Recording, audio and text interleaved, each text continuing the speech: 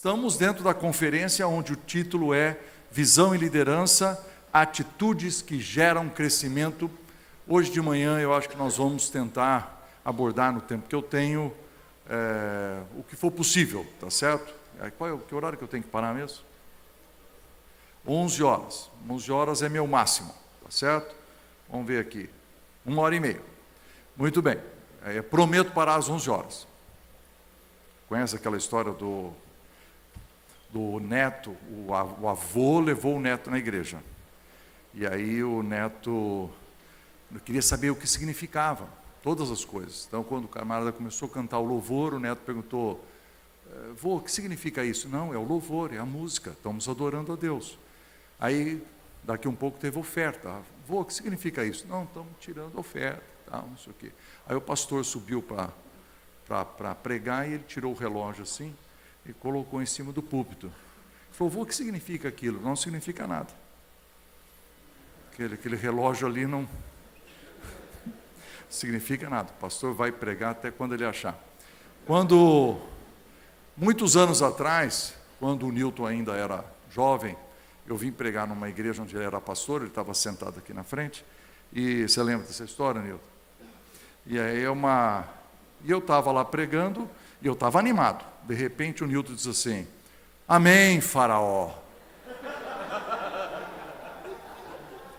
Eu achei muito estranho, porque a gente está acostumado com amém, Senhor, e amém, Deus, amém, Jesus, mas faraó, o que o faraó tem a ver?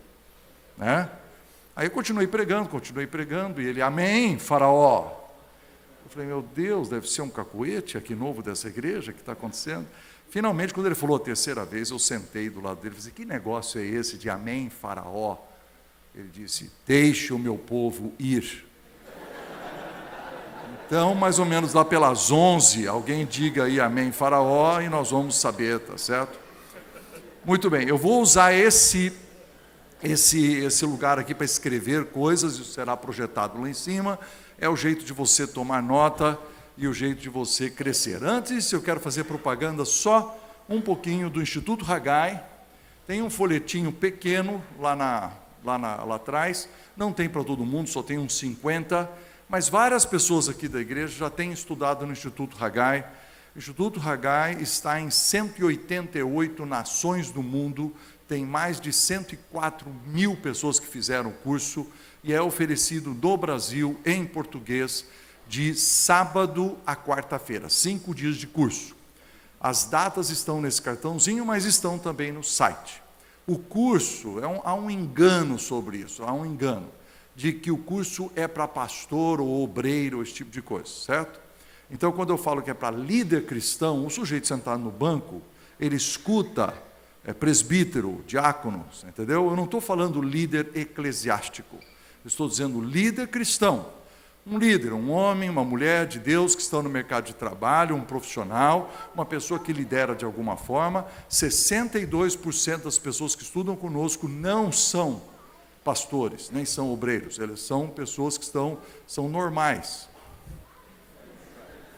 São pessoas normais que estão no mercado de trabalho. Então você deve abrir a sua cabeça para vir estudar com a gente, dizendo assim: eu quero fazer esse curso. Né? Entra, pode pegar o cartãozinho lá atrás, ou entra no nosso site, haggai.com.br. Muito bem. Depois eles editam essa introdução, mas vamos começar de novo então. É um prazer enorme estar aqui com vocês essa manhã, na continuidade dessa palestra, nessa conferência maravilhosa sobre visão e liderança, atitudes que geram crescimento. Meu texto de hoje, para começar, é Mateus capítulo 25, começando no versículo 14, que é a parábola dos talentos. Então, Mateus capítulo 25, versículos 14 a 30, que é a parábola dos talentos. E nós vamos começar explicando o que é talento primeiro. A nossa primeira noção de talento é o quê? Quando eu falo talento, as pregações que a gente tem, é aquela musiquinha, multiplica os talentos que Cristo te deu. Nós estamos pensando em quê? Normalmente. Dons, qualidades, né, que Deus nos dá. Mas a palavra talento, ela tem a ver com dinheiro. A palavra talento na Bíblia é um termo usado para descrever grandes fortunas. Significa de 35 quilos ou mais de ouro. De repente, dependendo da região, variava, tá certo? Então agora você vê, 35 quilos de ouro é a mesma coisa que 35 mil gramas de ouro. E se 35 mil gramas de ouro a R$100 cada grama, nós estamos falando de 3.500.000 reais. Esse é o cara que recebeu um talento.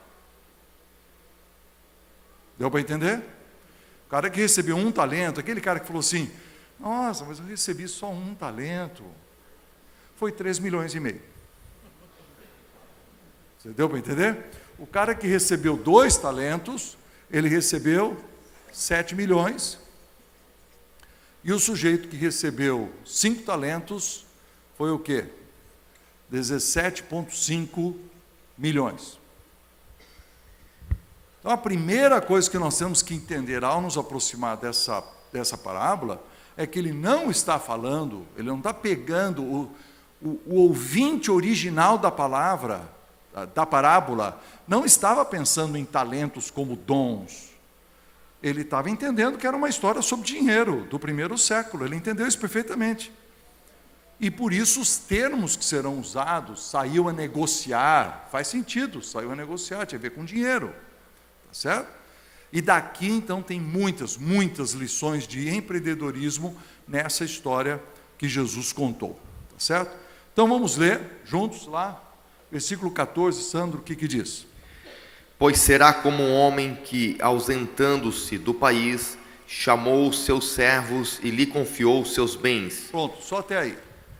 Então vamos de novo. Este homem, ele ia se ausentar do país, o que ele fez? Chamou os seus servos e lhe confiou os seus bens. Então, primeiro princípio de empreendedorismo que nós aprendemos aqui é uma questão de propriedade.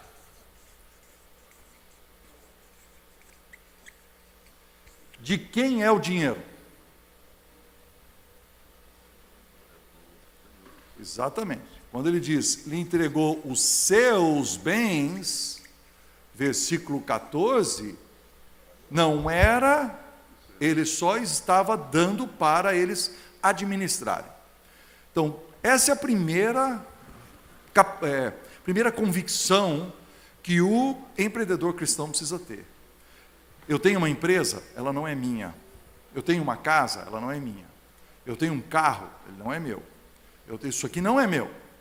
Eu estou nesse mundo por um certo tempo, eu tenho que fazer o melhor possível, porque eu tenho que multiplicar esses talentos, mas eu preciso entender que não é meu. Isso é muito importante. Deus é dono de absolutamente tudo, mas se você é um empreendedor cristão, você tem que entender que não é seu. Uma vez eu estava numa palestra, e o palestrante fez a seguinte ilustração, que eu achei muito curioso. Ele falou assim, lembra quando você era pobre, e era uma audiência assim, de gente muito rica, né? E eu estava sentado lá atrás, porque eu não sou muito rico, então eu botei o nariz lá atrás para aprender alguma coisa.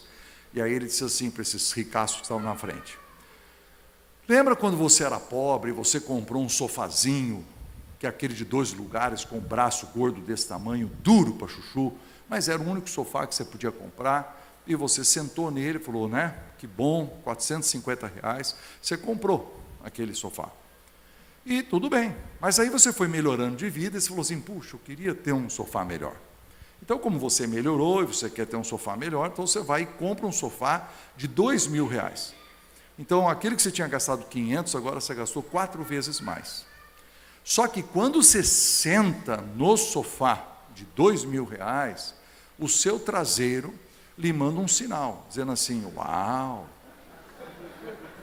valeu a pena. Por quê? Porque o conforto também cresceu 400%. Foi proporcional ao meu gasto. Só que aí você vai ficando rico, você fala assim, não, mas agora eu quero um sofá que custa R$10.000. entendeu? Porque ele tem um frisinho não sei aonde, ele tem um couro não sei aonde, ele tem, e você vai de 2 para 10, só que quando você senta no sofá, aumentou quanto de conforto? Nada.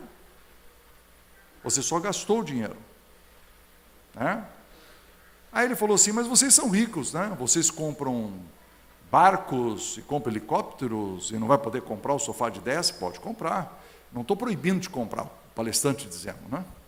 Ele disse assim, mas vamos supor que você queira comprar um sofá assinado pelo arquiteto X, que custa 57 mil reais, e que não acrescenta absolutamente nada de conforto, é a assinatura, é a frescura da assinatura do cara no móvel.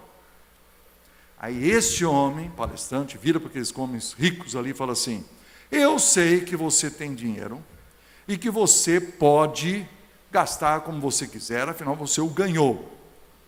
Mas eu acho que você precisa pedir autorização para Deus. Porque esses 40 e poucos mil reais que você gastou num sofá, você podia fazer outras coisas.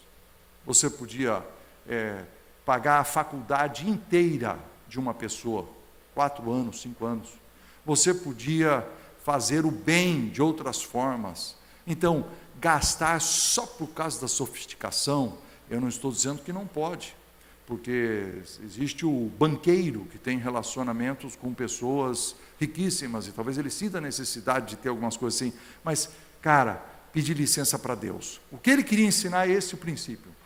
Os bens que foram colocados na sua mão, eles não são seus. E você não pode dizer assim, não, eu tenho dinheiro, vou gastar. Não, pedir licença. Pedir licença, porque não é meu. Então, por exemplo, um texto conhecido nosso, Romanos 11:36, o que diz? Porque dele, por meio dele e para ele são todas as coisas, a ele, pois, a glória eternamente. Abre lá, Sandro. O que diz? 11:36, Romanos 11:36. O que diz? Porque dele... Peraí, vamos devagar. Porque dele, depois... E por meio dele... Por meio dele e para ele... Para ele são todas as coisas. São todas as coisas. A ele, pois... A ele, pois, a glória... Eternamente. Então, se é dele, vamos aprender português, gente. Se tudo vem dele, Deus é a origem de todas as coisas. Se todas as coisas são por meio dele, Deus então é o sustentador de todas as coisas. E se todas as coisas são para ele, Deus então deve ser o alvo de todas as coisas, então a glória seja para ele. Quando você pensa no seu negócio é isso aqui, ó. Como é que da onde veio a sua capacidade empreendedora? Da onde veio a oportunidade de negócio? Da onde que veio uma dica que alguém te deu, às vezes caminhando ali ou conversando com alguém? Uma luz, você veio numa palestra dessa, alguém falou uma frase, falou, nossa, eu preciso seguir isso aí. Alguma coisa, uma ideia, uma coisinha que Deus te deu, mas é a origem de Deus. Deus deu isso para você. Aí você vai lá e trabalha como um louco. Deus tem que sustentar isso, tem que sustentar a sua saúde, tem que sustentar a sua inteligência, proteger você de acidente, tem que proteger de acidente no trabalho, tem que proteger a sua empresa de pegar fogo, tem um monte de coisa, tá certo? Então, o que nós devemos fazer? Nós devemos fazer tudo para a glória de Deus. O dinheiro é dele. E aqui está o texto, em Mateus. Ele disse, ele veio e deu para cada um pedaço dos seus bens, dos bens do Senhor, tá certo? Era dele. Deixa eu contar uma história triste que eu tive uma vez na minha igreja. Lembra na época do Collor, muitos anos atrás, quando foi tirado a poupança de todo mundo, eu tinha esse homem na minha igreja que trabalhava com vendas. Era um representante muito importante de uma empresa muito importante também, só que da noite para o dia ninguém comprava nada. E com isso se perpetuou durante vários meses. E ele não comprava, ninguém comprava, ele não vendia, ele vivia de receber aquela, como é que chama? Comissão, né? Então o que ele fez? Ele parou de dar dinheiro na igreja. E eu entendi ele parar de dar dinheiro. Veja bem, eu entendi. Ele não estava recebendo nada. Na verdade, ele não podia mais comprar nem no supermercado, porque ele não tinha o dinheiro para comprar. Ele só estava comprando numa vendinha perto da casa dele, lá do seu Manuel, porque o seu Manuel permitia ele pendurar no prego lá a conta dele, e ele estava fazendo dívida. E seu Manuel estava na confiança de que essa situação um dia no Brasil vai mudar e você vai me pagar. Estava confiando no caráter dele e tal, e na amizade de longos anos. A dívida dele, ele não tinha dinheiro. Eu cheguei para ele e falei assim, posso te dar uma ideia? Dê R$1 para Deus. Ele falou, como assim? É R$1. Você pega o envelope, põe teu nome, põe R$1 dentro, fecha o envelope, e você vai à frente entregar o seu dízimo, você faz uma oração, Senhor.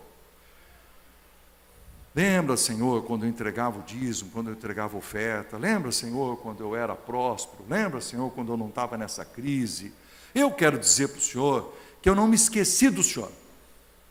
Que agora que eu estou mal, que eu mal estou conseguindo pôr comida na mesa, eu vim aqui entregar R$1, para dizer assim, meu Deus, R$1, lembrando que o Senhor está em primeiro lugar, que de ti vem todas as coisas, que o Senhor me dê nas oportunidades. Você faz uma oração e entrega R$1, na situação mais crítica que esse país já passou e que ele passou. A resposta dele foi qual? Ah, pastor, mas vai ficar sem graça, né? R$1.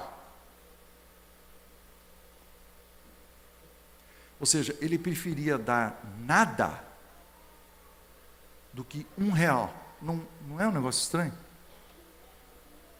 Ele estava mais preocupado com o orgulho dele. Como é que meu nome vai ficar a hora que o tesoureiro abrir esse envelope e tiver R$1? Vai ficar mal para mim, sim, mas já está mal para você. Você não está dando nada. Eu estou pensando que eu estou querendo que você faça um exercício espiritual. Um exercício de dizer assim, meu Deus, eu não tenho nada, mas eu vou lhe dar R$1.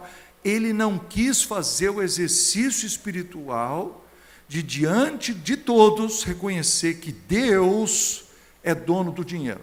E que ele estava passando uma dificuldade enorme, mas que ele não queria esquecer. Ele não queria esquecer, Deus estava lá em primeiro lugar, porque dele, por meio dele, para ele são todas as coisas, lembrar de Deus. Eu fiquei muito triste, porque era um dos líderes da igreja, um dos presbíteros da igreja, e eu sabia da dificuldade, nós tínhamos que ajudá-lo, era uma situação muito grave, mas ele não quis fazer esse pequeno exercício de submissão a Deus, porque ele achou que ia ficar com vergonha diante do tesoureiro da igreja. Você vê que situação? Nosso coração, queridos, é o coração de qualquer empreendedor. Quando começa, tem que começar do jeito certo. Deus está em primeiro lugar. Ele é dono da minha empresa. Ele é dono do meu dinheiro. Ele é dono dos meus bens. Ele é dono. E eu preciso pedir autorização para ele, para gastar o que eu talvez queira gastar e não possa gastar. Deu para entender? Eu vou tomar uma água. Você conversa com a pessoa ao seu lado. Fala, se a palestra terminasse aqui, isso aí foi bom ou não foi bom? Conversa com a pessoa ao seu lado aí. O que eu aprendi? Essa história aí de dar R$1. Você fala assim, não gostei dessa aí, vou começar a dar R$1 agora. Conversa com a pessoa ao seu lado. O que você aprendeu?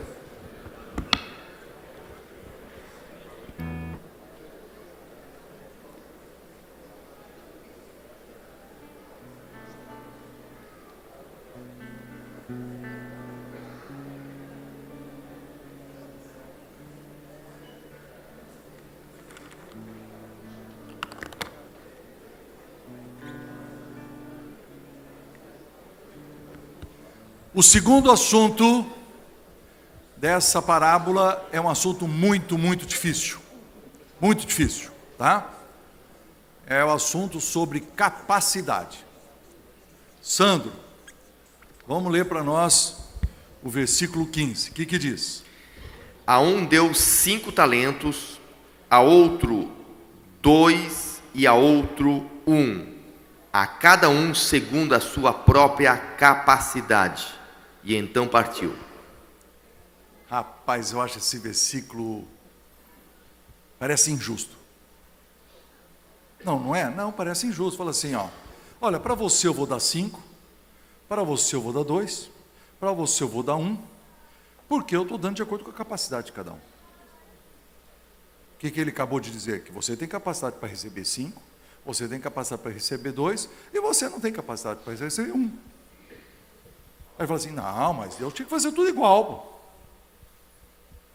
Para Deus ser justo, tinha que dar para igual para todo mundo. Você diz, segundo a capacidade de cada um. Versículo 15. Esse versículo me deixa com a cabeça assim, mas como é que é possível a lucidez de Deus? Então, por quê? Como é que eu vou aplicar isso? Você vai dizer assim, não, estou me esforçando, não consigo, minha empresa não vai. Talvez você não tenha capacidade. Dá para assustar ou não? Talvez você não tenha capacidade, porque é segundo a capacidade de cada um. Se Deus colocar você como gestor de uma empresa de tantos milhões de reais, você talvez não tenha capacidade. Então Ele está te dando uma pequena para você começar. Aí você fala, mas é injusto. A gente dá o dízimo, a gente faz oração, a gente busca o Senhor, faz o cursinho no Sebrae. E aí? Faz o negócio. E aí, que Deus não abençoa? Aí o outro irmão lá, que tem uma empresa enorme. Então, segundo a capacidade de cada um. Não dói? Não parece um negócio assim? Puxa, mas você está dizendo que eu sou menos? Eu estou dizendo. O texto está dizendo. O Senhor não disse assim, ó, esse cara aqui, não dê 5 para ele, dê 1. E esse aqui não dê 5, dê 2. Tá. Essa palavrinha, capacidade, eu tenho um negocinho aqui do grego, que fala que existem no grego algumas palavras que significam, podem ser traduzidas por capacidade. Então vamos lá devagarinho aqui, e ver se a gente consegue copiar aqui, ó. Primeira palavra é a palavra bia, que significa a capacidade ou poder físico, poder físico. Existe uma outra palavra, que é a palavra dunamis, que fala de um poder inerente, poder que está dentro da pessoa ou do próprio Deus, às vezes é usado o termo. Existe a palavra energeia, ou energeia, que está falando de energia, tá certo? Tem a ver com as operações, poder operativo, poder operativo. Tem uma outra palavra, que é a palavra exousia, que significa o poder de exercer autoridade. Esse cara é que manda, certo? E tem a palavra kratos. Kratos, que é o poder de... Cadê? Poder de julgar ou de punir. Certo? Punir. Agora eu pergunto para vocês, qual desses vocês acham que tem a ver... Põe bem grande lá em cima. Põe bem grande lá em cima. Vem aqui, ó. Qual desses que vocês acham que é esse texto aqui, de acordo com a sua capacidade? Qual deles que é?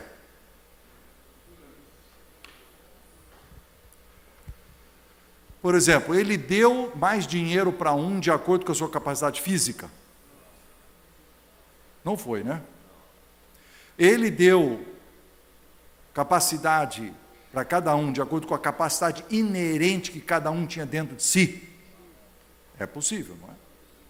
Ele não deu, ele pode ter dado a capacidade baseado na energia operativa, a capacidade de operação que essa pessoa podia ser, não podia? Ele deu a capacidade para cada um de acordo com a autoridade que ele tinha para, lidar com gente, ou lidar com o governo, ou lidar com a polícia, ou as autoridades. Ele deu com a capacidade dele julgar ou exercer punição ou usar de violência. Qual é a tendência nossa? É de usar pelo menos essas duas palavras, dunamis e energeia. A palavra é essa aqui, ó. Deus deu a cada um segundo o seu poder inerente, o que nos cria um problema de interpretação, porque assim, mas se eu tenho inerente em mim a capacidade de gerir, de ser o gestor de apenas uma empresa de 200 mil reais, quando é que eu vou conseguir fazer a gestão de uma empresa de 2 milhões? Como é que eu vou? Porque eu não tenho capacidade. Então, essa história da capacidade é um princípio complicadíssimo. No Brasil, vou continuar, eu estou mudando de folha aqui, mas estou continuando no assunto. O Sebrae diz o seguinte, que no Brasil, Sebrae, 8 em cada 10 empresas, eles vão à falência dentro de 2 anos. Brasileiro abre empresa e dentro de 2 anos, 8 em cada 10 empresas irão à falência. Está faltando capacidade. Entendeu? Bastante, né? 8 estão indo à falência. 80% de falha. Por que o Sebrae analisa? Razões. Falta conhecimento. Uma pessoa com mais curso, uma pessoa com mais faculdade, uma pessoa que fez uma pós-graduação em negócios, tem mais chance de dar certo. Não é garantida que ele vai dar certo, mas a estatística diz, quanto maior o grau de conhecimento da pessoa, ela começa a fazer parte dos 2 que deram certo. Geralmente as pessoas os 8 que não deram certo, têm um problema de conhecimento. Eles não conhecem como funciona o mercado, eles confiam no instinto. Não, mas eu acho que vai dar. Estou só sentindo um troço que dá. Entendeu como é que é? E aí isso me lembra uma história que eu tive na minha igreja, onde eu era pastor, que aqueles irmãos assim, o irmão vai comer uma pizza. Vai comer uma pizza com outro irmão, os 2 casais. E aí um diz assim, não, porque eu sou um ótimo vendedor, Deus me deu uma capacidade impressionante. O outro assim, olha, eu distribuo roupa, você não quer vender roupa? Nossa, glória a Deus, esse cara tem roupa, esse aqui vende roupa, um grande vendedor, é Deus que falou, essa pizza foi de Deus, Deus deve estar dirigindo, vamos, entendeu? E aí, assim, não tem contrato, não tem nenhum acordo direto, é um negócio assim meio nebuloso que acontece sexta-feira à noite, tá certo? Na pizza que Deus dirigiu. 3 meses depois, eu fico assustado porque esses caras usam linguagem de crente. Deus dirigiu, deve ser uma pizza profética. Porque eu vou ter que bater nesses caras daqui 3 meses, tá certo? E todas essas palavras que eles falaram. 3 meses depois eu sou chamado. Pastor, urgente. Aí o pastor chega num bairro, 11 horas da noite, num bairro da cidade, está o sujeito com um balaio de roupa, jogando a roupa por cima da cerca da casa da mulher e falando palavrão e xingando, quer dizer, são os membros da minha igreja. Tá certo? E aí vem agora chamar o pastor. Agora eu tenho vontade de pegar os 2 e dizer assim, como é que foi a pizza? Como é que foi? Foi Deus mesmo ou foi a burrice de vocês? Mas a gente sentiu um troço. Você sentiu, meu filho? Mas você não tem conhecimento. Você conhece o mercado de roupa? Você já saiu para vender? Fizeram um contratinho? Não fizeram nenhum contratinho. E agora sabe como é que eles quebram o contrato? Com essa xingação pública. Quer que eu resolva?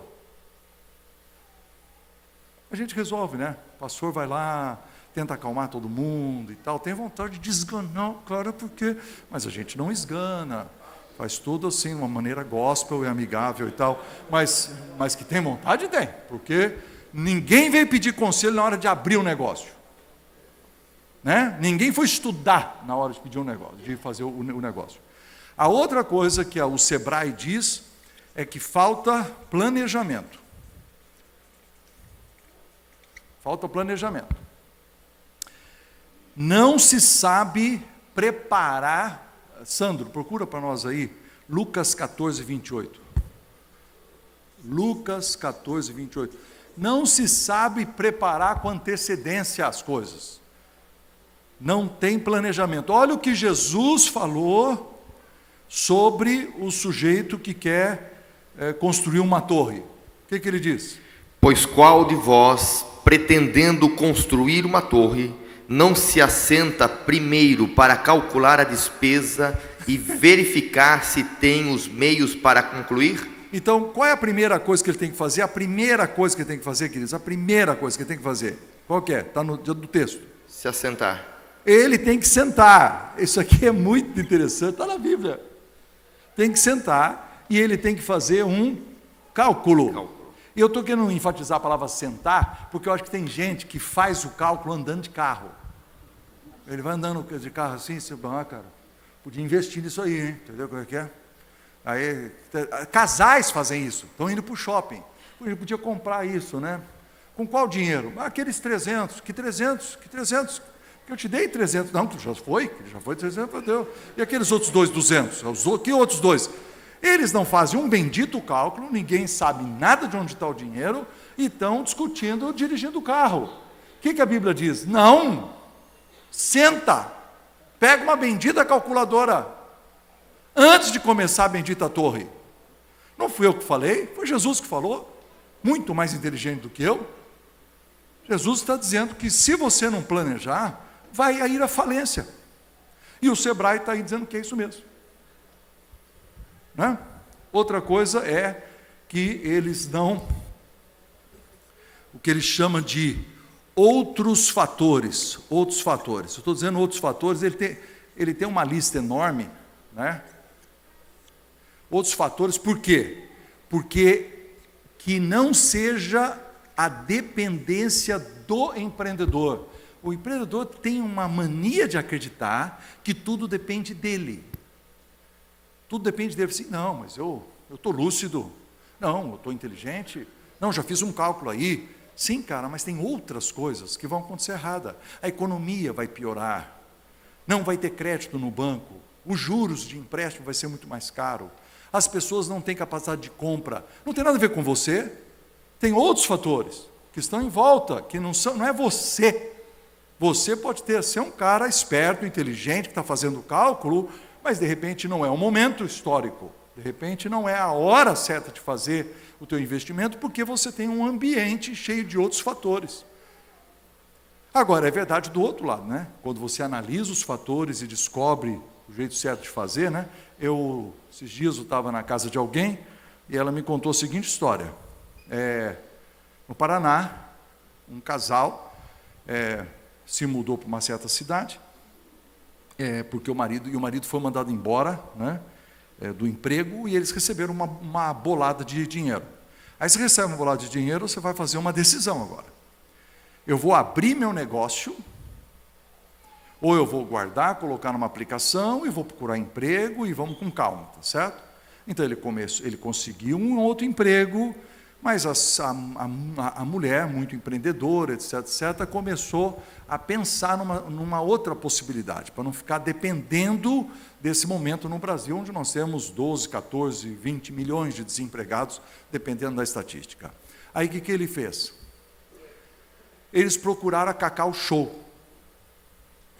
Agora é interessante, né? Cacau Show não é burro, o dono não é burro, né? Então, o dono já fez o cálculo dos outros fatores. Qual é o nome da cidade que você está? Quantos habitantes tem na cidade?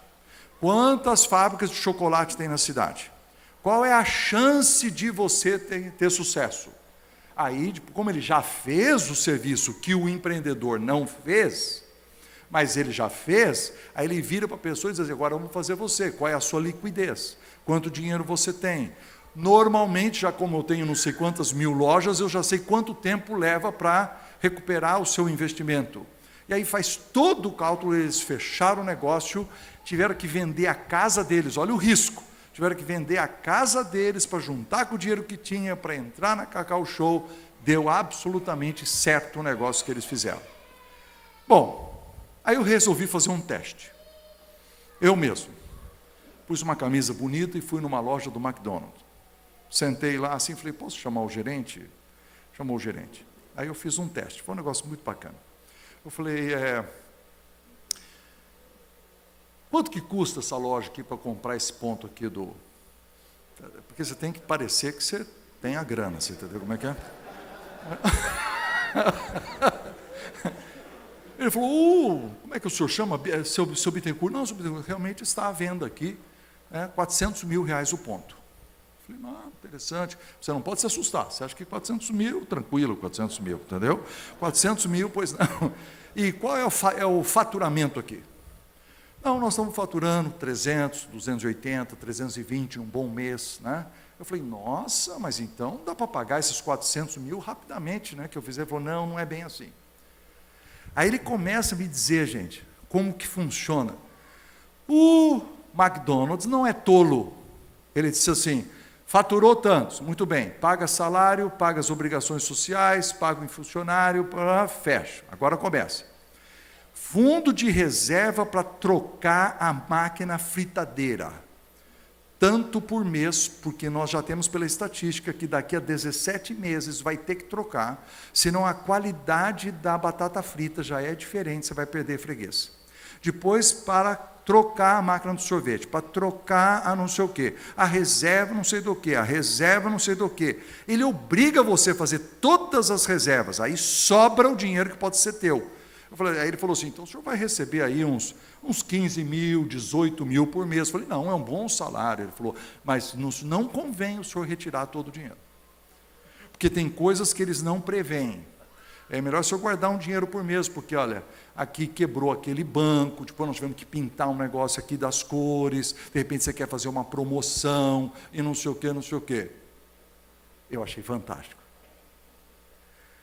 Outros fatores. Alguém fez o cálculo dos outros fatores. Aí nós vamos com a cara e na coragem assim, vamos, segura na mão de Deus e vai. Aí você vai com aquela burrice, aquela fé burra, entendeu? Que não é o que a Bíblia está dizendo. Você precisa melhorar a sua capacidade. Melhorar a sua capacidade de gestão.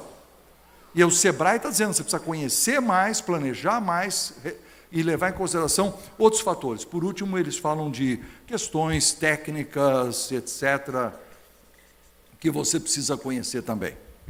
Eu vou tomar água, você conversa com a pessoa ao seu lado assim, põe isso aqui, põe as palavras bem próximas lá. Qual dessas 4 aqui, você não precisa dar um testemunho, não precisa dar testemunho, fala de outra pessoa, fala assim, não, teve um cara que quebrou aí, o problema aqui era o ponto 3, ponto 2. Fala de alguém. Não precisa dar testemunho, tá certo? Por que que nós estamos errando? Por que que nós crentes estamos errando também aqui? Confiamos em Deus. Em que nós estamos errando? Qual é o ponto que a gente erra mais? Pronto, conversa com a pessoa ao seu lado.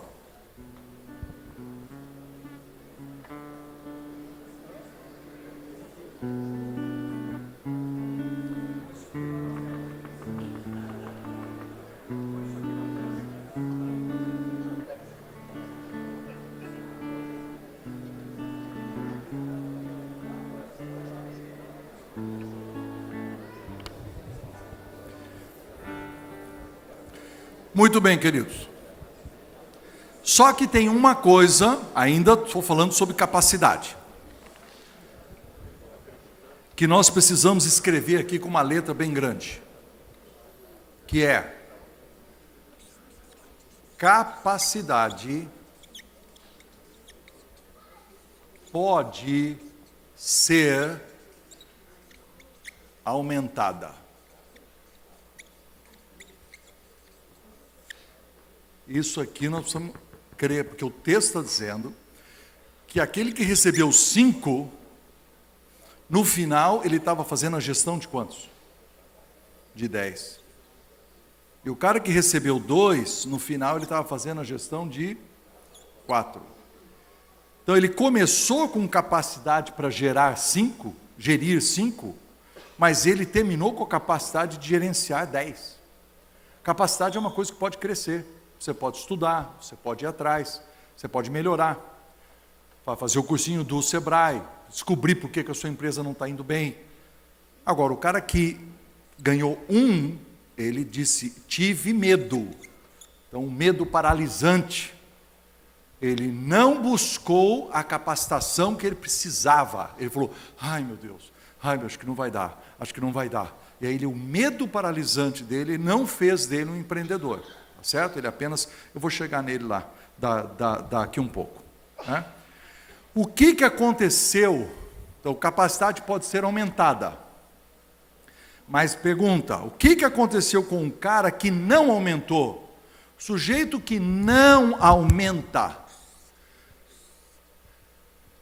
O cara que não aumentou, que tinha só um, o que aconteceu com esse dinheiro? Na parábola. Leia para nós lá, Santo. O que diz lá? Versículo 28 e 29. O que diz? Vamos ler. Tirai-lhe, pois, o talento e dai-o ao que tem 10. Tira o cara que tem um e dá para o cara que tem 10. Isso aqui é a lei do mercado, meus queridos. O sujeito que tem um mau negociante, o bom negociante vai engolir. O cara que não aumenta a sua capacidade, a pessoa que não estuda, a pessoa que não vai fazer o cursinho, uma pessoa que não aprende a fazer a planilha, o sujeito que não faz os cálculos, o negócio dele, ele vai afundar o negócio dele. Quem é que vai ficar com o dinheiro e os fregueses? O outro que é bom naquilo que faz. Isso é normal, isso é regra normal de mercado. E está na parábola. Tira daquele que tem um, dá para aquele que tem 10. Tá certo? Muito bem, esse é o terceiro princípio. Deixa eu ver se eu tinha mais uma coisa. Não, sim, eu tinha um assunto aqui. Eu quero trazer esse assunto para a igreja. Porque a gente está falando de negócio. Eu queria dizer o seguinte, existe uma coisa, queridos, muito interessante, tá? Existe uma coisa na história do cristianismo que os estudiosos de crescimento de igreja chamam de alavancagem social. Pensa, põe o desenho aqui. Imagina assim uma gangorra, né? Uma gangorra. Deu isso. Aí você tem aqui um peso, né? Um peso, vamos colocar aqui, né? Vamos colocar um cara como eu, um gordão assim, sentado aqui no peso, tá certo? Tem um peso que vai fazer o pequeno aqui subir. Existe uma listinha de coisas que acontecem na vida do crente, que fazem com que esse outro lado cresça, que são princípios de prosperidade. Vou parar um pouquinho para vocês pensarem um pouco. Nós pregamos sobre prosperidade, nós acreditamos em prosperidade, está na Bíblia, não tem como não crer. Só que nós temos um erro nas nossas igrejas. Nós estamos acreditando que prosperidade está dependendo do ritual. Então a gente faz assim, fui na igreja, peguei o dinheiro, segurei na mão, levantei para cima, dei para Deus, fiz o ritual. Aí o cara disse, agora vamos terminar aqui entregando as nossas empresas a Deus. Pega a tua mão, põe no peito, Senhor, é do Senhor, a empresa é do Senhor. Então nós fazemos o ritual, não há nada errado com o ritual. Nós fazemos ritual para muitas coisas. Nós temos o ritual do batismo, o ritual da ceia, o ritual de entregar a oferta, nós temos ritual o tempo todo. Só que daqui um pouco a gente começa a acreditar que ritual sem inteligência, sem conhecimento, sem cálculo, que vai dar certo. Nós começamos a achar que ritual é mágico. Essa é uma estupidez enorme. Lembra o princípio da reforma protestante. Quando nós deixamos a Igreja Católica, meus irmãos, há 500 anos atrás, é porque a Igreja Católica fez de tudo um ritual para um povo ignorante. O povo não sabia ler, não sabia escrever, não tinha a Bíblia, e os líderes religiosos dominavam através da ignorância e do ritual. Tem o ritual da confissão, tem o ritual que você vai contar para o padre ali no cantinho. Se o padre disser tal palavra, você repete tal palavra. A missa era em latim, não tem nenhum conhecimento, ninguém aprende nada, tá certo? E nós dominamos, e se você fizer alguma coisa errada, nós aqui mandamos você para o inferno, porque o poder está na mão da igreja. Aí nasce o movimento protestante, assim, não, primeira coisa, vamos traduzir a Bíblia. Vamos fazer os caras aprender a ler e escrever. Vamos aprender, foi o início, gente, montado no iluminismo, né? É aquele negócio de você buscar o seu crescimento através do conhecimento, da leitura, do estudo, e isso é a reforma protestante. E aí, baseado naquele texto do Velho Testamento, né? Meu povo erra por falta de conhecimento. Então, vamos buscar o conhecimento. Bom, o que essa coisa aqui, volta aqui, mostra para mim aqui de novo. Aqui mostra que existem certas coisas da Igreja de Jesus que causam verdadeira prosperidade. Aí então tem uma estatística, eu achei fabuloso, eu estava lendo lá, é assim, ó. Vamos supor que eu nasço pobre, fumando, bebendo, morando numa favela, ok? Aí eu me converto. O que acontece? Eu paro de beber e fumar, já começa a sobrar dinheiro. Outro valor cristão, eu mando meu filho para a escola. Se eu não deixo ele vagabundeando lá vendendo droga. Quando ele volta, tem que fazer fazer a lição de casa. Eu acredito na importância do trabalho. Se eu puder conseguir um serviço para o meu menino, eu consigo. Tá certo? Meu menino, quando terminar o 2º grau, não chama 2º grau mais, como é que chama? Quando terminar o quê? O ensino médio, ele já vai ganhar mais do que eu, porque eu sou servente de pedreiro, mas ele agora vai conseguir trabalhar com computador, trabalhar no escritório, vai ganhar mais do que eu. Tá vendo? Vocês estão vendo o crescimento, a alavancagem social? Eu era extremamente pobre, mas porque eu acreditei no estudo, na falta do vício, em guardar dinheiro, mandei meu filho para a escola, obriguei ele a ser trabalhador, ensinei os princípios de cristianismo, né? Ele vai ter um negócio melhor do que eu.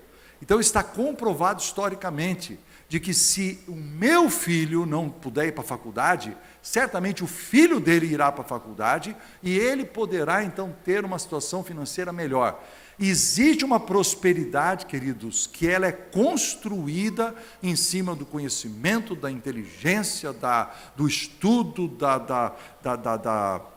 de sermos perspicazes, de termos inteligência na maneira de fazer negócios e tudo.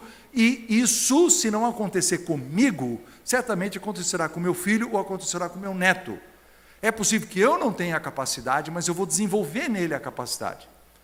Ontem à noite, por exemplo, eu estava aqui sentado, estava vendo o louvor, aí falei com o Davi assim, falei, nossa, cara, que bacana, né?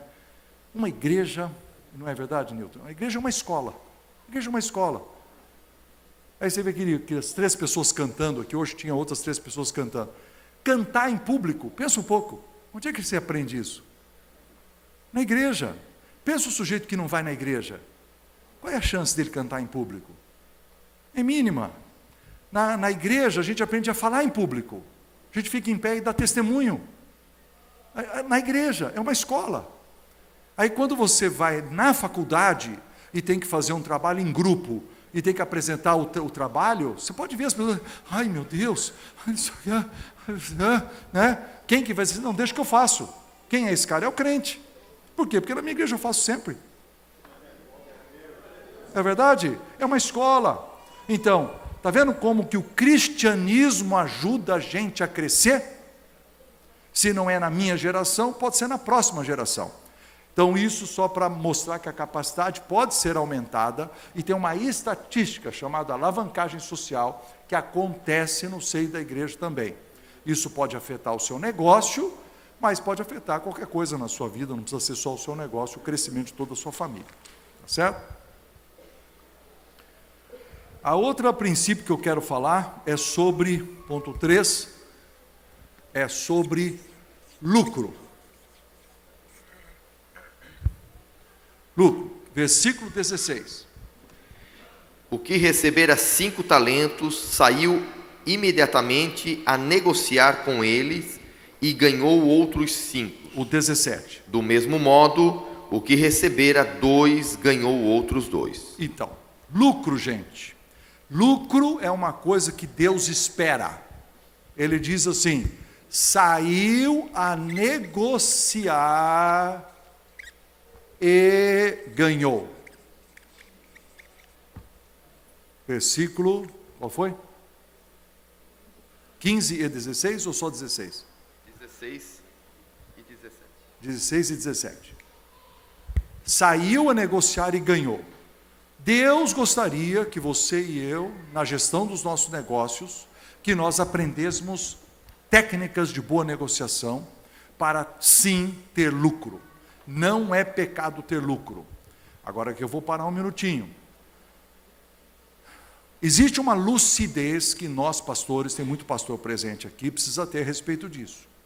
Tem pastor que parece que ele trabalha no departamento de recursos humanos e ele só fica com a parte humana do negócio e não entende a questão do lucro. Então ele fala assim, o empresário não pode explorar o funcionário, o empresário não pode não sei o quê, você tem que ser sensível às necessidades, você tem que ajudar, você tem que fazer oração pelo funcionário, tudo isso pode ser verdade. Mas você não pode ser o pai dos seus funcionários. Você tem que ser o dono do negócio. Você vai ser sensível, vai ter um limite do que você pode fazer. Eu sei que tem muita gente aqui que é empregado, entendeu? E tem empregados que não sabem se comportar. A Bíblia diz lá em Efésios, capítulo 6, de que o patrão não deve explorar o funcionário e deve tratar a todos com igualdade. Mas diz também que o funcionário deve trabalhar quando o patrão não está olhando. E o patrão hoje põe uma câmera lá e ele sabe o seu grau de produtividade, ele sabe se você está trabalhando ou não, e ele vai mandar você embora.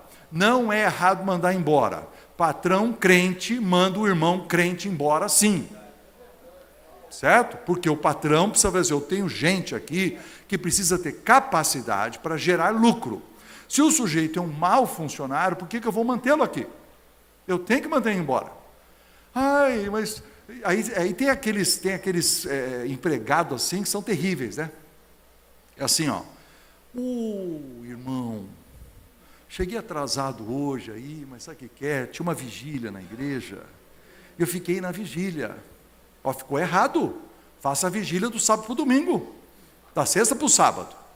Mas de terça para quarta não, meu filho. Você vai para casa e esteja aqui para bater o ponto na hora certa.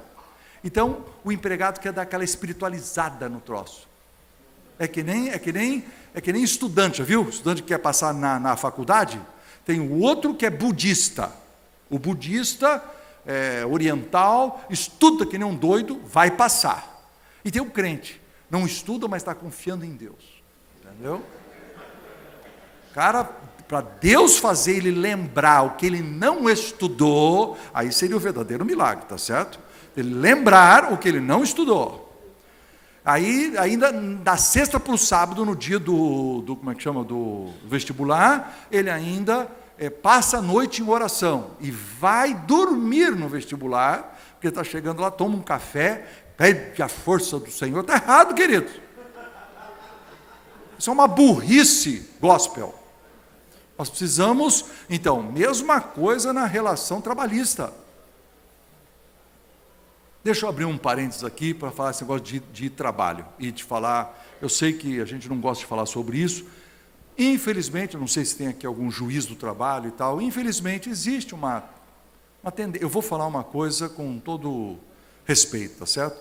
Mas existe uma tendência, é tendenciosa, o jeito com que se julga as questões trabalhistas nesse país, porque se parte de uma pressuposição, a pressuposição é assim, ó, o patrão é bandido.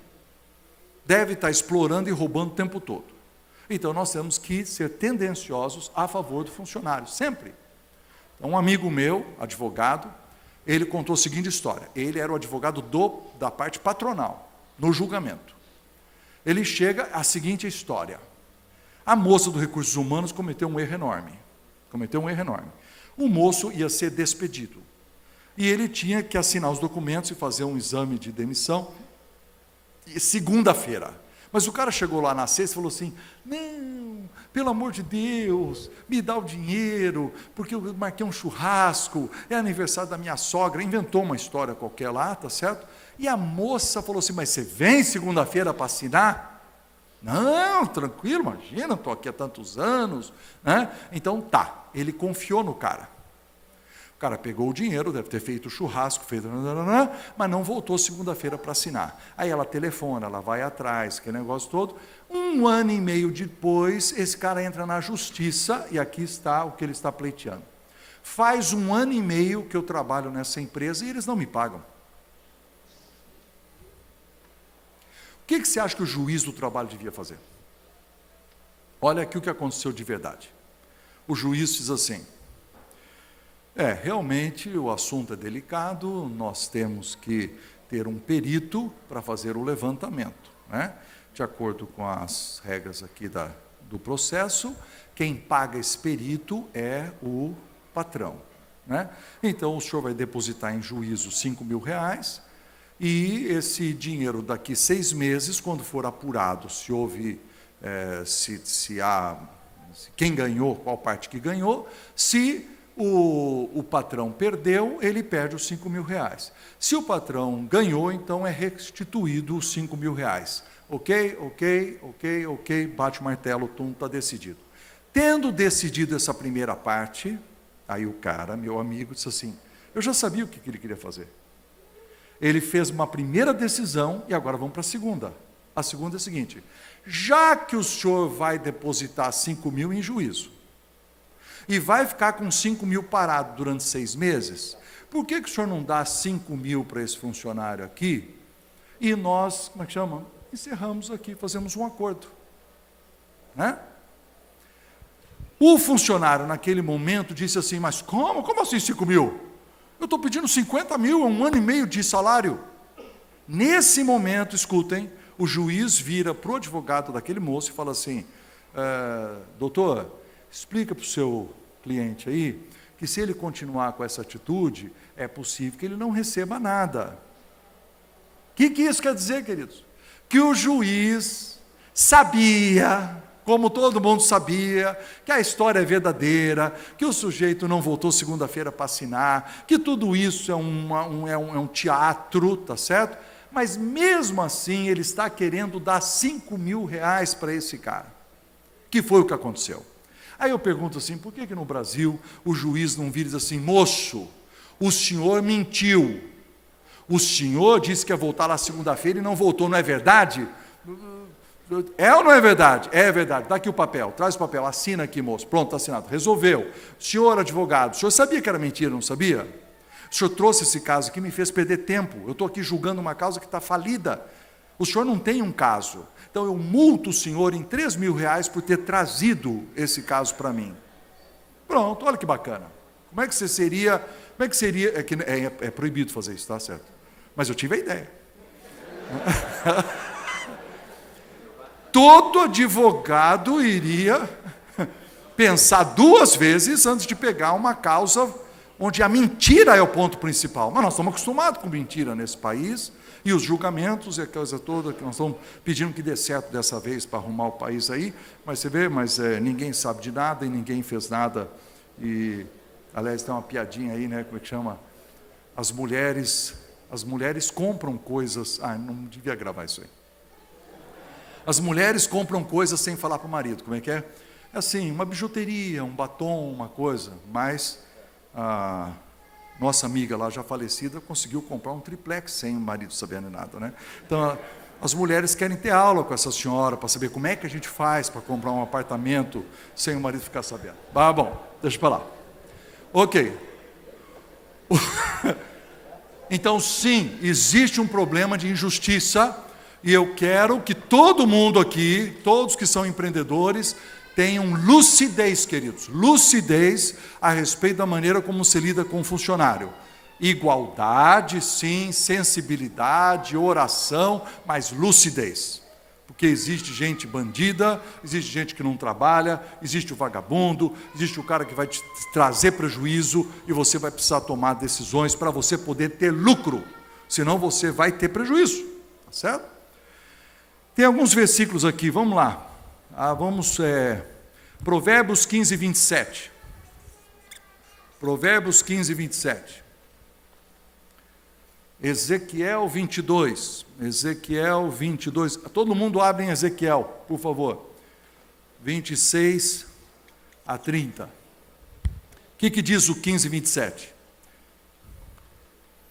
Provérbios 15, 27. Diz o quê?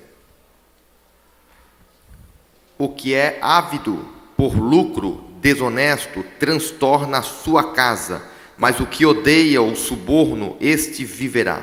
Então, a Bíblia é a favor de lucro, mas não é a favor do lucro desonesto. E ele diz assim, que se você é ávido, essa palavrinha no hebraico, ávido por lucro desonesto, significa se ele é violento, ele é agressivo na busca do lucro desonesto. Esse camarada transtorna a sua casa, está na Escritura. Agora, Ezequiel 22, vamos ler bem devagar. Ezequiel cita 3 tipos de gente que estavam dando problema ao povo de Israel. Então, vamos lá, Ezequiel 22, começa no 26. O que diz? 22, 26. Os seus sacerdotes... Então, o primeiro grupo é o sacerdote. Transgrediram a minha lei e profanaram as minhas coisas santas. Leia mais depressa, porque é só a palavra sacerdote que eu queria. Quais são os erros do sacerdote? Os sacerdotes fazem o quê? Faz a listinha bem rápido, vamos ver. Transgrediram a minha lei e profanaram as minhas coisas santas. O que mais? Continua. Entre o santo e o profano não fizeram diferença, nem discerniram o imundo do limpo, e dos seus sábados esconderam os olhos, e assim sou profanado no meio deles. Ou seja, tudo que o sacerdote tinha que fazer, ele não fez. Próximo versículo. Os seus príncipes... Mudou. Seus príncipes... Os príncipes, agora leia a lista dos príncipes bem rápido. No meio delas são como lobos que arrebatam a presa para derramarem o sangue, para destruírem as almas e ganharem lucro desonesto. Lucro, está vendo a palavra lucro apareceu aí? Lucro desonesto, eu vou voltar no lucro. E depois? Os seus profetas. Profetas. Então agora tem o terceiro cara. O profeta o quê? Lhes encobre isso como cal por visões falsas, predizendo mentiras e dizendo, assim diz o Senhor Deus, sem que o Senhor tenha falado. Então veja bem, nós temos 3 tipos de líderes aqui. O sacerdote é o líder institucional. Ele é o cara que trabalha no templo. Ele é o cara que é sustentado pelo sistema religioso da época. O príncipe, ele é o governo. O príncipe é filho do rei. Certo? É o pessoal que está trabalhando no governo. E o profeta era o itinerante. Veja bem, o profeta era muito importante que o profeta fosse itinerante.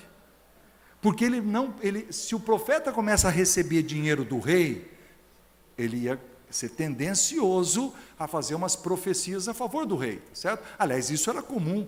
O rei dizia assim: puxa, você está morando numa casa tão ruim lá, vem aqui no palácio, te dou aqui uma comida, um negócio, aí cada vez que eu precisar de você, você está mais à mão, te chama aqui para dar uma profecia para mim, tá certo?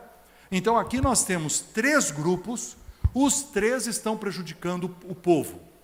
O sacerdote não ensina mais a lei, não faz a diferença entre o certo e o errado, aquele negócio todo. O príncipe, então, o que ele diz? Tem uma listinha do príncipe, pessoal que está no governo. O que está dizendo? No meio delas são como lobos que arrebatam a presa esses príncipes são como lobos. O que mais? Para derramarem o sangue, para destruírem as almas e ganharem lucro desonesto. Esses caras que estão no governo só estão pensando em ganhar dinheiro, ter lucro desonesto. E o profeta, que é o itinerante, que é o cara que devia chegar lá e botar um dedo no nariz do cara e dizer assim: não, senhor, o senhor não pode fazer isso, como o profeta Natan fez com Davi, aquele negócio todo. Mas esse cara agora está corrompido.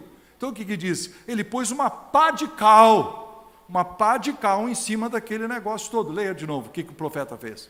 Os seus profetas lhe encobrem isso com cal por visões falsas, predizendo mentiras e dizendo, assim diz o Senhor Deus, sem que o Senhor tenha falado. O Senhor não falou, mas eu invento que Deus falou, fiz uma visão falsa e diz, não, está tudo bem. Então veja bem, Deus é a favor de lucro, queridos, mas Ele não é a favor se você vai ter esse lucro com violência, se você vai ter esse lucro com desonestidade, se você vai fazer um contrato por baixo do pano para explorar as pessoas e ganhar o seu lucro, tá certo? Deus é contra isso aí, Deus é contra. Tem outros textos da Bíblia, vocês podem procurar depois, mas Provérbios, vou citar aqui, Provérbios 11, 27, Provérbios 12, 11, 12, 11 e Provérbios 28, 22, que fala sobre a pessoa que sai correndo atrás do lucro, sai correndo, fica maquinando o lucro. Aliás, ok, eu estou me desviando, não, eu tenho um tempinho. Vamos abrir rapidamente em Romanos capítulo 1. Romanos capítulo 1, para você entender esse negócio da corrupção. Romanos capítulo 1, versículo 22. Deixa eu ver aqui, deixa eu achar aqui, espera aí. Romanos capítulo 1, versículo 18. O que diz lá, Sandro? A ira de Deus se revela do céu contra toda impiedade e perversão dos homens que detêm a verdade pela injustiça. Então, aqui está Deus com a sua ira. A ira de Deus se revela do céu contra a perversão dos homens. Perversão dos homens. A ira de Deus está vindo contra. Aí ele começa uma série de coisas, né? Por exemplo, versículo 21, porque eles tinham conhecimento de Deus, isso aqui é Romanos capítulo 1, certo? Eles tinham conhecimento de Deus, versículo 21, mas ao invés deles glorificarem a Deus, o que eles fizeram? Eles tiveram ingratidão. Ingratidão, foi o passo da descida, né? Olha lá, o que diz? Leia para nós o 21. Porquanto, tendo conhecimento de Deus, não o glorificaram como Deus, nem lhe deram graças. Graças, está vendo? Aí versículo 22 diz que eles pareciam sábios, mas eles eram loucos. 23 falam que eles mudaram a glória de Deus em semelhança de imagens. Então, próximo passo aqui é idolatria, tá certo? E aí você tem, a idolatria está no versículo 23, tá certo? E aí você chega, versículo 24. 24, 26 e 28 tem uma frase que repete, é muito importante. Versículo 24 diz, Deus os entregou, essa é a frase, Deus os entregou. Deus fez três coisas aqui, ó. Primeira coisa no versículo 24, eles entregou essas pessoas a quê? Imundícia. A imundícia. Então ele fala das questões sexuais. Seu próprio coração para desonrarem o seu corpo entre si, mudaram a verdade de Deus em mentira, etc, etc. Então eles têm um problema de desejos imundos. Versículo 26, ele entregou a quê? Paixões infames. Versículo 26. Versículo 27, é uma listinha, porque as mulheres mudaram o seu modo natural das suas relações íntimas, e os homens também, deixando o contato natural da mulher, se inflamaram mutuamente em sua sensualidade. Então aqui a pessoa foi entregue à imundícia, aquela foi entregue a paixões infames, e no fim, no versículo 28, ele diz o quê? Leia para nós. E por haverem desprezado o conhecimento de Deus, o próprio Deus o entregou a uma disposição mental reprovável para praticar. Não, essa frase, disposição mental reprovável, versículo 28. Gente, chega no ponto de Deus dizer assim, você agora vai ter uma cabeça que pensa do jeito errado. Quando ele chega nesse ponto, ele começa a fazer uma listinha de pecados. Eu não tenho espaço aqui para fazer, mas vamos ler devagar aqui, ó. Olha a lista. Uma disposição mental reprovável para praticarem coisas inconvenientes. Vou fazer a lista agora. Qual é? Vamos lá comigo. É toda o quê? Injustiça. Vamos só com o texto do santo, vai. Injustiça. Depois. Malícia. Depois. Avareza. Depois. Maldade. Depois. Possuídos de inveja. Homicídio. Contenda. Dolo e malignidade. Continua. Sendo difamadores, caluniadores, aborrecidos de Deus, insolentes, soberbos, presunçosos. Espera aí. Inventores de males. Pensa nos políticos desse país. que chegaram a um ponto de estar inventando os males. Agora, o próximo versículo tem até dentro da igreja. Desobediente aos pais. Filhos, pensem isso. Quando um filho abraça a rebeldia e diz, eu vou ser desobediente mesmo, ele está chegando nesse ponto de ter uma disposição mental reprovável. Nós precisamos cuidar dos filhos, queridos, e gerenciar eles para que eles não deixem a rebeldia entrar no seu coração. Continua. Insensatos, pérfidos, sem afeição natural e sem misericórdia. Essa é a lista. Aí ele dá uma conclusãozinha. Ele diz assim, esses caras terríveis, que chegaram nesse ponto de degradação, olha o texto, conhecendo eles a sentença de Deus, que são passíveis de morte os que tais coisas praticam, eles não têm medo de nada. Faz duas coisas, que diz o texto, termina com duas coisas. Não somente fazem, como o quê? Aprovam os que fazem. Gente, pensa, não é isso que acontece quando você entra em tudo que significa toda essa maracutaia que está acontecendo nesse país, e que a gente, nesses últimos 3 dias, estamos ouvindo, e a gente vê que o sujeito descaradamente, ele diz, eu tenho aqui a lista, eu recebi a lista. Eu me assustei, fiquei assustado. O senhor Ricardo Saúde disse, gostaria de deixar registrado que nós demos propina para 28 partidos. 28. O dinheiro foi desmembrado para 1.829 candidatos. Eleitos foram 179 deputados estaduais em 23 estados. 167 deputados federais de 19 partidos. Demos propina para 28 senadores da República, sendo que alguns disputaram e perderam a eleição para governador e alguns disputaram reeleição e eleição para o Senado.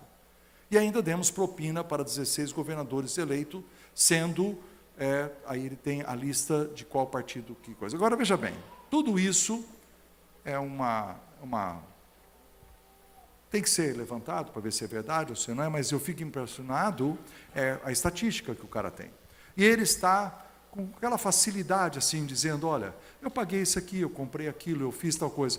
Então, o que o texto da Bíblia diz? Que quando você chega nesse ponto de ter uma atitude mental reprovável, nesse ponto, então aí não somente faz, como também aprova os que fazem. Então nós precisamos orar por esse país e por todos que estão, nós queremos justiça para todos, nós não queremos ninguém condenado que não seja verdade, mas nós precisamos ter uma melhoria. Agora, o que significa Deus os entregou? Então eu tenho uma história para contar. É assim, ó. Imagine que eu estou dirigindo uma carruagem, aquelas antigas de filme do Velho Oeste, certo? Tem 8 cavalos na frente. E eu estou aqui segurando eles. Estou segurando. Então o que a Bíblia está dizendo é o seguinte: a ira de Deus, às vezes ela se revela não batendo no cavalo. A ira de Deus se revela, às vezes, não é batendo no cavalo, é entregando o cavalo, é tirando a rédea. Deus, às vezes, querido, está segurando o país para não piorar, está segurando você para não piorar, está segurando o seu negócio para não piorar. Mas se você for cabeça dura, e se você diz, não, mas eu quero fazer errado, eu quero fazer errado, Deus entrega você à sua imundície, Deus entrega a você a sua paixão infame, e Deus entrega a você uma atitude mental reprovável. A hora que Deus entregou, meu filho, essa foi a ira de Deus. A ira de Deus Ele não puniu diretamente, Ele deixou você se enroscar sozinho, por causa dessa paixão de fazer a coisa errada, de ter o lucro desonesto. É assustador, não é? De que Deus pode estar punindo você no seu negócio, porque você está fazendo coisas erradas e é cabeça dura, querendo continuar fazendo coisas erradas, e fazer, então, meu filho, eu entrego você a você mesmo. Muito bem. Faltam 15 minutos para as 11. Falamos sobre lucro. Deixa eu contar ainda mais 2 histórias sobre questão de lucro. Nós temos um problema no Brasil. Eu morei nos Estados Unidos 3 anos. Uma coisa que me assustou logo do começo lá era uma coisa assim, ó. Temos conosco o doutor fulano de tal, milionário. Queremos que ele venha aqui contar. Na minha escola, onde eu estudava teologia, trouxeram um sujeito milionário para dar uma palestra sobre como que ele chegou a ser milionário. Qual que é a pressuposição filosófica por trás do cara ser milionário?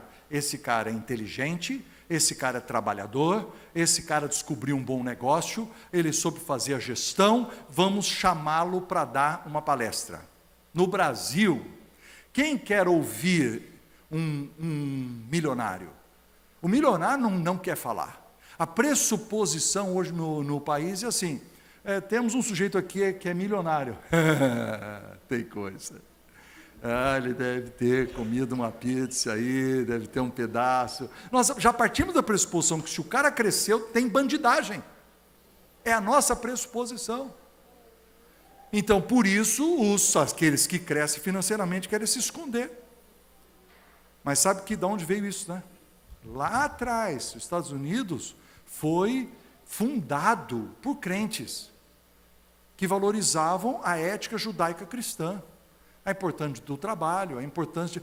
Por exemplo, nos Estados Unidos é proibido mentir na corte. No Brasil não é, você sabia? Você pode mentir.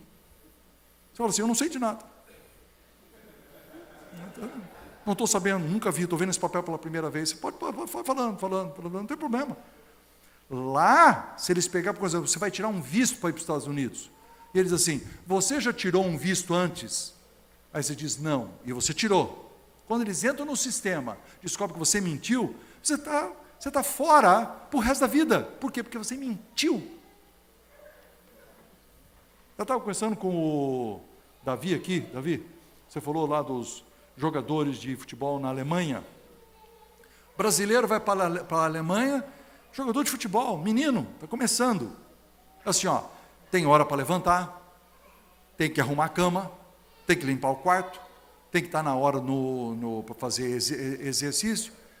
Mas o brasileiro não arruma a cama, entendeu? Não tem disciplina, não tem horário. O que ele faz? É mandado embora.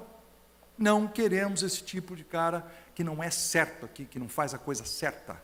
É a cultura, queridos, a cultura. Então aqui nós estamos nos acostumando em fazer a coisa errada e vamos indo agora, estamos revoltados, porque existe um roubo muito grande nesse país e tal. Mas o que eu quero falar é a importância de que há uma cultura brasileira, começada lá atrás, uma visão cartorial, uma visão de que há sempre um grupo de pessoas comandando e que isso não é totalmente errado. Nós de alguma forma estamos aguentando aquilo que é errado nesse país e essa dependência extrema do governo, de que o governo vai sustentar, falamos sobre isso ontem, né? Eu vi isso na prática com a minha filha. Quando eu morei nos Estados Unidos, tinha um exercício de empreendedorismo na escola. Minha filha estava estudando, ela tinha o quê? 5 anos de idade. O exercício era assim, fale com a sua mãe, com o seu pai, para você fazer um negócio. E o negócio era vender limonada para os vizinhos, tá certo? Agora os vizinhos sabem, porque todo mundo tem que fazer, faz parte da escola, tá? Então é assim, ó, você tem que pegar um caderno e dizer assim, 2 litros de água, quanto que custou? Tanto de gelo, quanto que custou? Tanto de açúcar, quanto que custou? Tá certo? Aí coloca tudo, diz quanto que é, né? Gastei tanto. Agora pega aquela jarra de água e põe num monte de copo para saber quantos copos são. Deu 12 copos, então divide por 12, o custo de cada copo é tanto. Então agora quanto você quer ter de lucro? Você põe o lucro em cima, então cada copo vale 5 centavos, que é o 5 centavos, tá certo? Aí, depois que ela fez tudo isso, ela faz o cartazinho escrito limonada gelada, põe lá na grama da casa da gente, senta no banquinho, e os vizinhos falam assim: ai, nossa, você fez, sim, por favor, me dê uma. Aí vai lá tomar, e ela fica toda contente que ela está vendendo os 12 copos de limonada, né? E aí, se ela fica entusiasmada, volta para casa, a mãe tem que fazer mais, porque já tem fila lá fora, então ela está aprendendo a ser empreendedora, certo? E eu achei aquilo fantástico. Eu falei: estão ensinando na escola, a pessoa tem que fazer o orçamento, gestão de custos, para descobrir, para ir fazer e vender ali a limonadinha. Vem para o Brasil. Trabalhava. Agora não aconteceu comigo. Tinha uma moça que trabalhava para mim, chamada Kellen. Ela tinha tem uma filha, né? A filha, quando era pequena, a mãe é rápida demais na questão dos negócios, né? E a filha também. A filha cresceu assim, né? Então a filha percebeu que tinha muita gente pedindo lápis emprestado. Você tem um lápis? Você tem um lápis? Pediu um lápis na escola. Ela tinha o quê? 8 anos de idade. Mas não teve dúvida. Ela foi na lojinha, comprou 10 lápis, colocou num elástico lá, né? E levou para a escola. Quando alguém falou assim: você tem um lápis? Ela puxou e falou: R$2. Certo? E aí ela se tornou a lojinha. Não, se a gente esquecer, com R$2 a gente fala com a fulana, ela tem lápis. Quando a professora ficou sabendo, aí vem o que nos assusta. A professora chamou a atenção dela publicamente, dizendo que ela não podia fazer negócio na escola, que só podia vender lápis na cantina, e que ela estava desobedecendo as leis, e que ela tinha que parar com aquilo. Humilhou a menina em público. Aí diz: como é que nós vamos criar empreendedores? Quando nós estamos humilhando a menina de 8 anos, que teve a ideia e fez o negócio. Eu vou tomar água, você conversa aí com a pessoa ao seu lado, e nós vamos nos últimos minutos finais antes de ir embora, tá bom?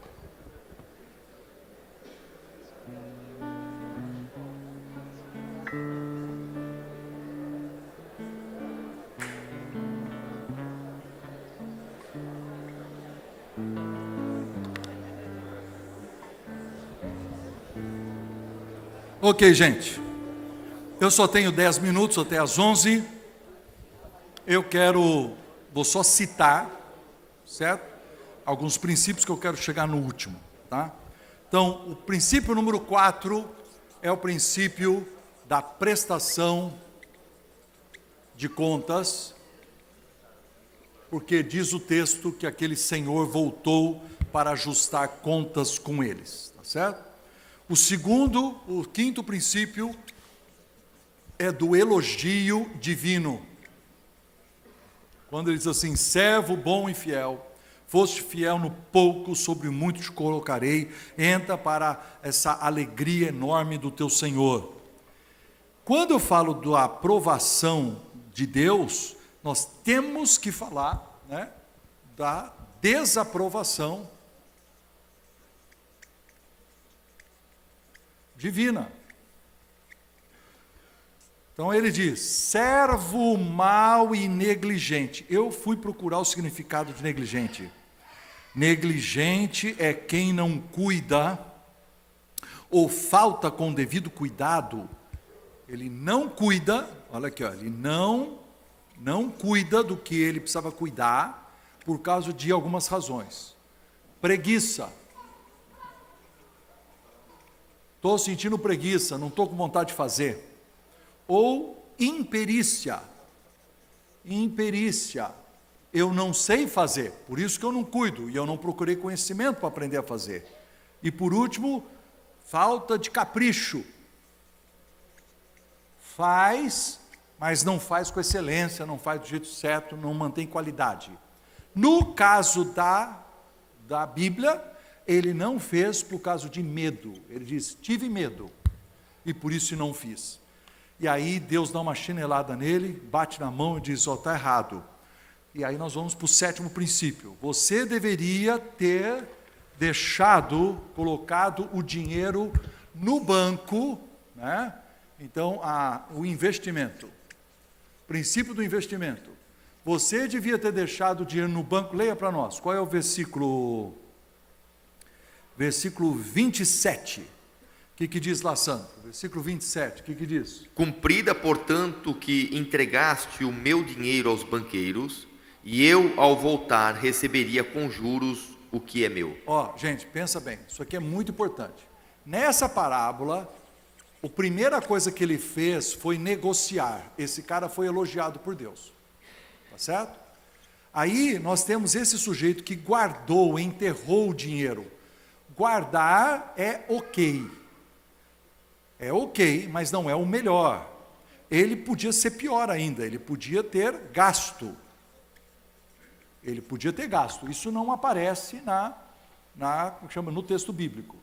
Mas esse versículo 27 diz assim: você que guardou não fez exatamente como devia ter feito. O que diz o texto? Você devia ter dado o meu dinheiro para quem? Para os banqueiros, para eu receber com juros o que é meu. Curioso, né? Ou seja, volta àquele ponto inicial. O dinheiro não é seu. Então, se você tem um monte de dinheiro parado na sua conta corrente e não está rendendo coisa alguma, esse texto da Bíblia está falando que está errado. Você não pode ter o dinheiro parado na conta corrente, ele tem que estar numa aplicação. Está dizendo, se o dinheiro tem que estar na aplicação. Ele só pode estar parado na conta corrente naquele um dia da compensação, 2 dias da compensação, queridos. Você tem que cuidar do seu dinheiro, é o que Deus está ensinando aí.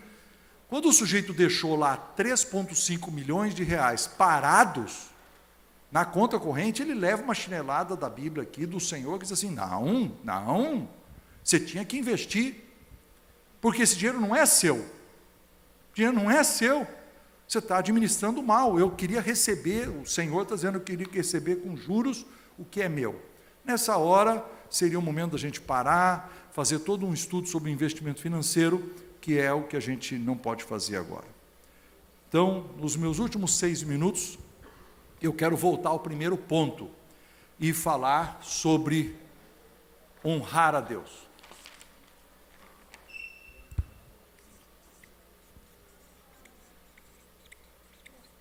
Honrar a Deus com o meu dinheiro. O texto diz, para que eu receba com juros o que é meu. Deus está falando isso.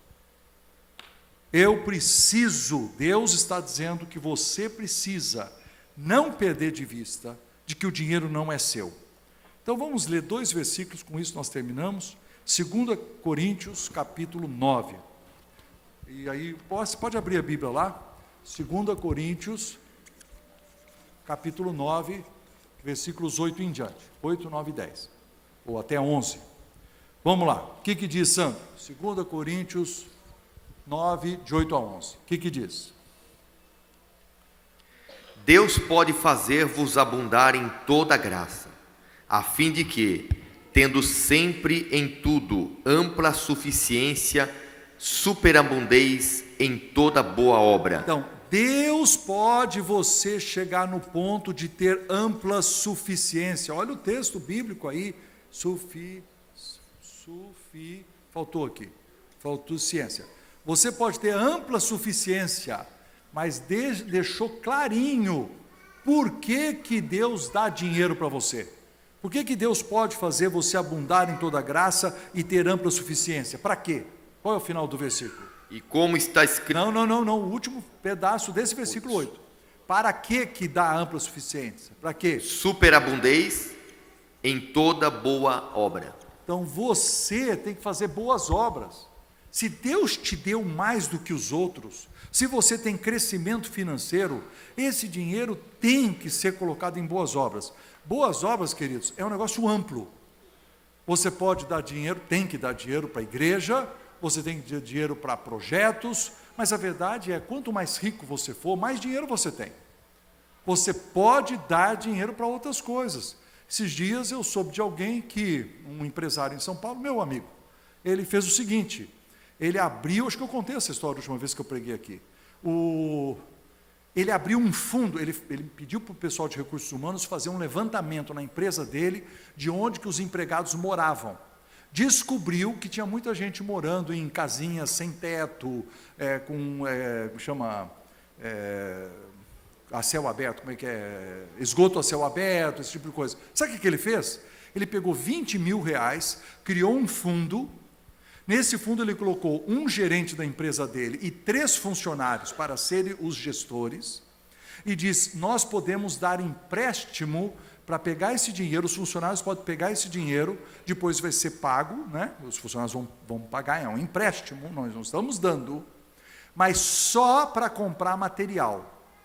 Ou seja, o funcionário tinha que fazer assim como é que é? Tinha que trabalhar em conjunto, como é que chama isso? Fazer mutirão, entendeu? Para construir as casas, para reformar. Quando ele me contou isso, todo o dinheiro do fundo tinha sido emprestado para 34 funcionários, 34 casas tinham sido reformadas ou construídas, trocaram o telhado, fizeram esgoto, e os caras pagando direitinho, entendeu? O fundo, porque era o fundo deles. E eles olham para esse homem cristão, que é um empresário cristão, o que eles pensam? Esse cara, ele teve abundância, ele tem ampla suficiência, mas ele transformou essa ampla suficiência em superabundou em boas obras, ajudando nós aqui que estamos começando a ter a nossa casinha, a diminuir o absenteísmo, tem menos doença, tem menos ir ao médico, porque melhorou a casa. Olha que coisa fascinante, o empresário que entendeu que Deus está em primeiro lugar, e ele promove um dinheiro responsável, que cria no pobre a oportunidade de crescimento, mas ele não está dando, ele está emprestando e criando um crescimento responsável. Deus pede isso de nós, queridos. Então, esse foi nosso segundo estudo, o estudo de hoje. Não vou continuar à noite, mas eu gostaria que os irmãos pensassem que Deus pode nos suprir, aumentar nossa sementeira, multiplicar os frutos da nossa justiça e nos enriquecer, diz o texto, enriquecer em tudo. Mas para quê? Para generosidade, para boas obras, para servi-lo com as nossas finanças. Muito bem, que Deus abençoe, a gente se vê hoje à noite.